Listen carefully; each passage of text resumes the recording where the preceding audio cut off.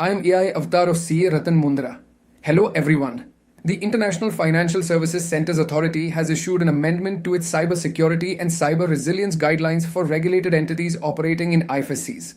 The amendment, issued on 10th March 2026, modifies certain provisions of the original cybersecurity circular released in March 2025. Rather than rewriting the entire cyber framework, the amendment focuses specifically on exemptions and alternative compliance requirements for certain categories of regulated entities. After issuing the original cybersecurity framework in 2025, IFSCA received several representations from regulated entities highlighting implementation challenges.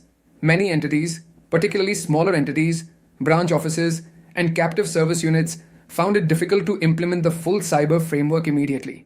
After reviewing these concerns, the regulator decided to amend the circular. This amendment reflects a shift toward a more proportional and practical compliance approach. The core objective of the amendment is to reduce immediate compliance pressure for certain categories of regulated entities. Instead of requiring full implementation of the cybersecurity framework from day one, the amendment introduces a 3-year exemption period for eligible entities. However, this exemption is not a complete waiver. Entities must still follow certain governance, certification, and supervisory requirements during the exemption period. The amendment replaces paragraph 21 of the original cyber circular. Under the revised paragraph, 3 categories of regulated entities are granted a 3-year exemption from the full cybersecurity framework. These include branch entities of regulated Indian or foreign institutions, entities providing services only to their group companies, such as global in-house centers, and entities that have fewer than 10 employees. This creates a clear exemption structure for smaller or operationally dependent entities. One of the most significant features of the amendment is the introduction of an employee-based eligibility test. Entities with fewer than 10 employees can qualify for the 3-year exemption.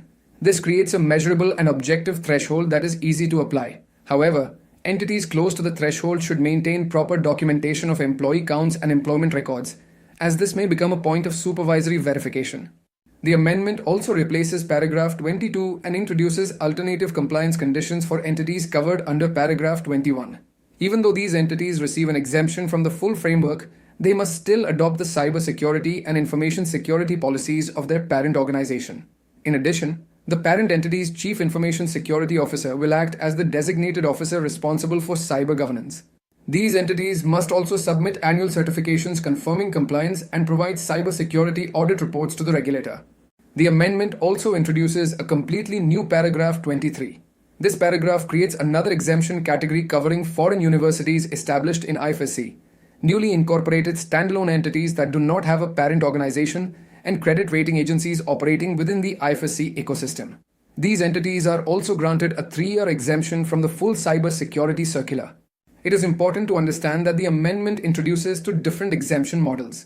Entities covered under paragraph 21 rely on their parent organization's cyber framework and governance structure. On the other hand, entities covered under paragraph 23 follow a principles-based approach. Their designated officer must certify that the organization has implemented adequate cybersecurity measures proportionate to its risk exposure. Even during the exemption period, supervisory oversight remains active. Entities must submit annual certification confirming that appropriate cybersecurity measures are in place. This certification must be submitted to the regulator within 90 days of the end of each financial year. This requirement ensures that cyber governance continues even during the exemption period. Management teams should take immediate steps to assess their compliance position under the amendment. First, determine whether the entity qualifies under paragraph 21 or paragraph 23. Second, formally designate the responsible cybersecurity officer. Third, prepare documentation explaining the legal basis for the exemption and the cybersecurity measures currently in place. Proper documentation will be essential during regulatory reviews or audits. This amendment signals an important regulatory shift. Instead of imposing a uniform cybersecurity framework across all regulated entities, IFSCA has introduced a more proportionate and risk-based approach. The 3-year transition period allows smaller entities and specialized institutions to build their cyber capabilities gradually while still maintaining governance and accountability. To conclude, the 2026 amendment to the IFSCA cybersecurity guidelines provides targeted relief for several categories of regulated entities. Branches, group-only service providers, very small entities, foreign universities, new standalone IFSC entities, and credit rating agencies can now benefit from a 3-year exemption from the full cyber framework. However, The amendment does not eliminate cyber governance responsibilities. Moonsys and Management Consultants LLP, a trusted partner for SEZ and IFSC excellence. A pioneer in establishing SEZ and IFSC units within GIFT City and India, delivering end-to-end IFSC setup. Operational support and handling complaints, risk management renowned for deep expertise in regulatory approvals, capital markets, fund management, insurance, finance company, foreign university BATF, and ancillary regulations, and fintech, expertise in customs clearance for aircraft and ship procurement, leasing, GST, DSPF, IFSCA comprehensive support covering registration, reporting, and regulatory transitions, ensuring ring fencing, transparency, and global compliance standards. Join our network, scan the QR codes below to stay connected with us.